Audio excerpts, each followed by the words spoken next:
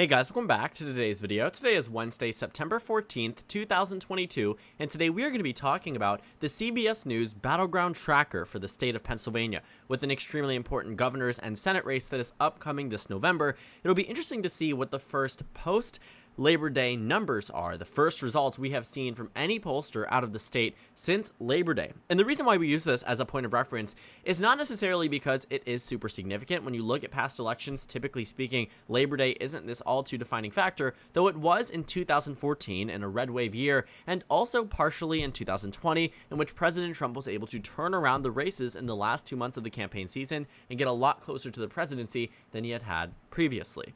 Now, this CBS News poll from Pennsylvania is a nonpartisan poll. This is one that is done that gives us a better indication as to where the state is actually going to go. Unfortunately, the majority of the polls that we have seen in the state of Pennsylvania are partisan polls. A lot of the ones that I tend to cover are not partisan, but they are so infrequent that it becomes very difficult to gauge the state of the race.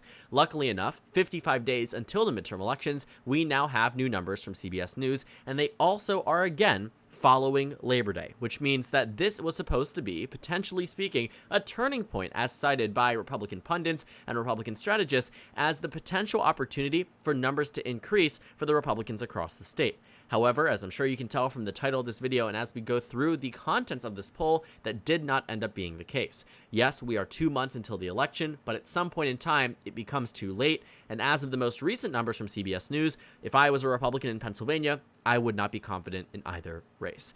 So the headline here is that the economy and abortion shape Pennsylvania's midterm races, which is absolutely true. But the main takeaways I want to take from this are the numbers that deal with the generic ballot and the vote for Senate and the vote for governor. This poll was conducted between September 6th and September 12th, very, very recently. And in the vote for Senate, they find that Lieutenant Governor John Fetterman, the lieutenant governor who was elected back in 2018, who's technically speaking a statewide elected official, is leading with 52% of the vote to Mehmet Oz, better known as Dr. Oz, the TV personality, at 47%. This is a 5-point lead, and if you don't know why 5 points is so significant within the state, well, firstly, this is a state with a Republican incumbent. Yes, you heard that correctly. Republicans currently hold the state of Pennsylvania with Senator Pat Toomey. So for Democrats to even be up in a year such as this one, because Pat Toomey was reelected in a year, technically speaking, worse for the Democrats, worse for the Republicans, sorry, not Democrats, better for the Democratic Party than it was and it is now. To see that change from Republican leadership to Democratic leadership would be a complete and total collapse and failure by the national GOP. The question has been for the past year and a half, which seats are the Republicans taking from the Democrats? But as seen in the CBS News poll, and as we have seen consistently, and I say consistently with a true tone to it, not one point in time did Dr. Oz lead John Fetterman in this state. And you might ask why? Well, because it's Dr. Oz.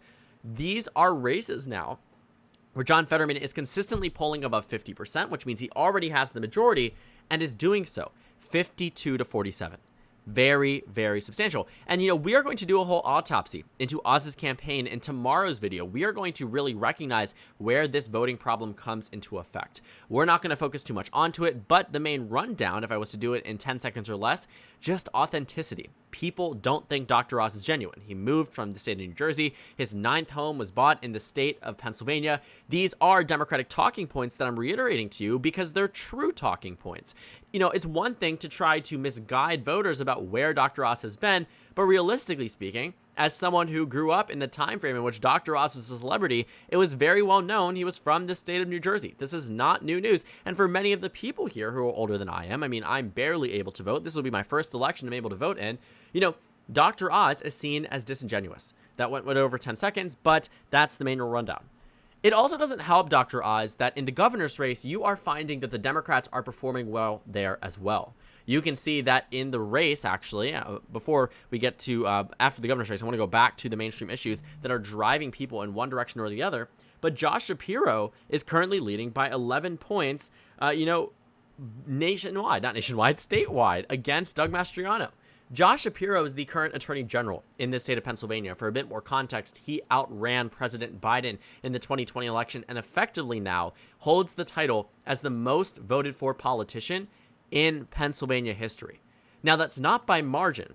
but that is by raw vote share. So that means even in other elections, with, yes, decreased turnout relative to 2020, but with, I guess, a super significant advantage, maybe a 70-30 victory over their other statewide opponent, none of them come close to where Josh Shapiro was. Shapiro won by about 5 points statewide on the ballot that Biden won by 1. So he already came into this with this electoral mandate. In fact, so much that the Pennsylvania Democratic Party immediately endorsed Josh Shapiro and did not entertain the possibility that anyone could run against him, and he ran unopposed in the primary. I actually interviewed Josh Shapiro. If you want to take a look at the, go to my channel and head out to the interviews portion of it on the playlist tab, you can find my interview with Josh Shapiro from just about a year ago, actually, October 2021. Very, very nice conversation. I hope you would check that out. But, at that point in time, it was not set in stone that Josh Shapiro might win the governorship. At that point in time, it was still very much up in the air that Republicans would win this race. Because at that time frame, we were going into the wave of Glenn Youngkin. We were going into the wave of the Republican Party doing significantly better on the generic ballot back then than they were now. Democrats were leading at the time that I did talk to him. I talked to Josh Shapiro at the time, and, we were thinking about where we were. But a 3-point lead for the Democrats in the generic ballot translated to maybe a 1 to 2 point lead for Josh Shapiro in the governor's race. And now, when Democrats are technically in a worse position than October of 2021, the Democrats lead by 11. This cannot be helpful for the coinciding Senate race. To have 55% of voters on one side of the aisle in the governor's race makes them much more inclined to vote for that same side of the aisle in the Senate race. You are seeing effectively just a 3-point drop-off, that doesn't seem to be hindering John Fetterman's chance at victory. What I take away from this is that the Republican Party just simply has the wrong people for this year. They should have been the favorites. It is so mind-boggling that these races are ones that I am saying in true honesty are going towards the Democrats. A year ago, if you told me I was going to say that, or if you told me after Glenn Youngkin's victory in the state of Virginia that there is a possibility that Democrats do win in the state of Pennsylvania, I would have called you crazy. I would have said, okay, there's a slim chance there, but things are only going to get better from here. But in fact, they didn't. They didn't by a long shot. And to even recognize, too, that the GOP came in as the automatic pickup favorites in both of these races and are now losing by 5 and 11 points in the Senate and governor's race, respectively, it tells you everything you need to know about their inability to win over voters. And if you're thinking about the CBS News poll, the reason why this one's getting a lot more recognition for my channel is because this is the first post-Labor Day poll. In addition to that, we are less than 2 months away from the election. So many Oz and Mastriano supporters were convinced that this lead that had been seen on 538 was fabricated. It was a lead that was not going to amount to anything for either candidate by the time we reached November. Everyone was saying the ceiling for Shapiro is 49%. The ceiling for Fetterman is 48%. Mastriano and Oz are going to take it away at the end. That simply is not true. Do I think that Shapiro wins by 11? Do I think that Fetterman wins by 5? Probably not. But the fact that that's even within the realm of possibility now tells you exactly how much they're leading by. I think Shapiro wins by 7, Fetterman wins by 3. I think it'll be close. I think it'll be closer than where we are in terms of our average. But I do think that both Democrats win the race, that there is a bit of drop-off. Because, quite frankly, Mastriano is a worse candidate or not as good of a candidate as Oz. And that's honestly saying something. Because Oz is certainly not top tier by any stretch of the imagination. Fetterman being at 51% and Fetterman also being at, Shapiro being at 51%, Fetterman being at 51% as well also tells you that they have the majority of the state on their side. It pretty much coincides with a lot of the data that we have seen. Ignore this outlier from Echelon Insights. This is a completely wrong poll. In no circumstances Fetterman win by 21. Throw it out. I didn't make a video on it for a reason, even though they provided some data in some states that have been really lacking in terms of polling data, such as Kansas, other states too. I don't trust it. I don't think 21 points ever makes sense. No matter what was happening, you would not find a 21-point victory. Even in 2014, when, Tom Wolf ran, he won by 10 points, but that wasn't a 21-point race. Even though it very much could have been in another type of environment, you're not seeing a 21-point victory for a Democrat in Pennsylvania. That is going to age horribly. But for the other polls here, Fetterman plus 5, Fetterman plus 9, Fetterman plus 5, Fetterman plus 5, I think we're going to see a low single-digit victory for Fetterman simply because Pennsylvania is undeniably competitive. But I do think that Fetterman still wins. It doesn't matter. If Fetterman wins this race, the narrative will change dramatically in the state, in the midterm elections. If Fetterman wins on election night in 2022, it means the Democrats have retained control of the Senate. unless you start to see some major differences in terms of our expectations. For example, Nevada would have to go red and Georgia. Then Pennsylvania can go blue. And while it seems like it's a real possibility, what's to say Democrats don't hold on to Nevada? Right now, they're the favorites. In Georgia, right now, they're the favorites narrowly. The GOP would have to work overtime, and this is a race that should have been calculated in, as one that was going to the GOP regardless. But it isn't, because quite frankly, it can't be. The Democrats have such a good shot in Pennsylvania, you can't treat it that way anymore. It isn't just 538. The Pennsylvania governor's race on Real Clear Politics has the Democrats up by 7. The Senate race has the Democrats up by 6. They have both races rated as a toss-up, but the 538 forecast doesn't see it that way. The governor's election in the deluxe model, that means it includes expert ratings, polls, fundraising, and past voting patterns. Josh Shapiro has a 90% chance of victory. 90% chance of victory. In Classic, it jumps up to 93, and in Light, it jumps up to 93 as well. Deluxe, which is the most accurate version of this forecast, 90% chance. The Senate race is a bit better for Republicans, but by no means a significantly better substantial chance. What you find is that John Fetterman has an 82% chance of victory, and the baffling part about this is that Oz was the favorite. Oz was the favorite for 2 weeks in the month of June, leading at 65 up to 66% at one point in terms of a chance of victory. You look at the classic model then, you found that the chances were slimmer. In the light model, it was never going to Dr. Oz. Actually, briefly, it was 67%, actually quite interesting, 66%. But, realistically speaking, that was a much better time frame for Dr. Oz. He was expected to win the popular vote by 1 point, by 2 points, and now he's losing it by nearly 5. An 18% chance. An 18% chance. You go to Classic, what do you find? Fetterman's at 86. Light, Fetterman's at 92. Luckily for Oz, we don't use Light or Classic, but what we do use Deluxe. And to see this state go from a point when I made a video on it about how it was neck and neck, it could go back and forth between Fetterman and Oz, and both campaigns have a good shot at winning. When you take a look at my forecast, I didn't have Pennsylvania blue up until the time frame around February 2022, and that's because at that point we knew Oz was going to be running, and we were treating him as the presumptive nominee. Even though there was Dave McCormick, even though there was Kathy Barnett, Oz was the presumptive nominee, and he got it. And it has tanked them ever since. Because while Pennsylvania was blue on my map, Arizona, Georgia, Nevada, Wisconsin, red. Republicans were at 52. Next map, Pennsylvania still blue, Georgia, North Carolina, Wisconsin, Arizona, Nevada, red. Go to the next map, Pennsylvania still blue, same states, red. You go to May, I'm bringing it back here, 49 for the Democrats. Arizona goes blue, Pennsylvania goes blue, but you know what's red? Wisconsin, Georgia, Nevada. We have been reading the tea leaves. We have been reading into this race because we knew exactly how it was going to go. Once I knew Oz was running, I knew he would A, win the nomination, no doubt about that.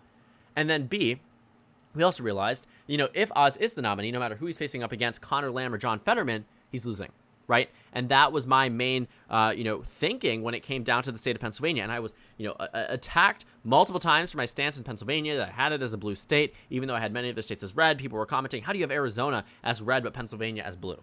Well, it came down to candidate quality. At the time, Arizona could have gone to Mark Brnovich, or Doug Ducey could have made a last-minute campaign. He could have entered into the race. What's the chance that happened? Very slim, but also, still, I would bet on Mark Brnovich winning this primary. He didn't end up winning it, right?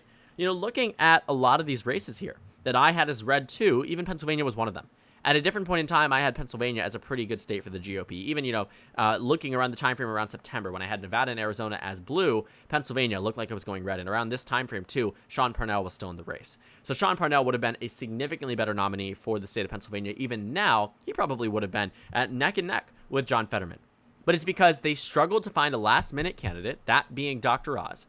You don't have a helpful candidate on the governor's race. And now you're starting to see it crumble. We saw it crumble. We started to see the foundation shift, and now someone's knocking out pillar after pillar after pillar. And yesterday, Lindsey Graham wants to throw up this whole thing about a national abortion ban, a bill that he's putting forth to the U.S. Senate, giving the Democratic Party ammunition. Doug Mastriano is 2 steps away from being someone who is, completely unelectable, and Dr. Oz isn't from the state. You could not find a worse GOP lineup for this midterm cycle in Pennsylvania, and quite frankly, in many other states.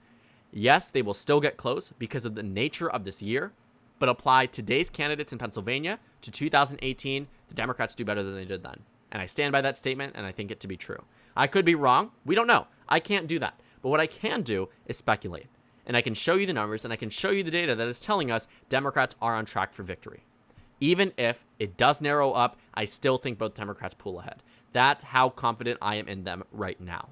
We are getting so close to the election that at some point, there is no more time to turn the race around.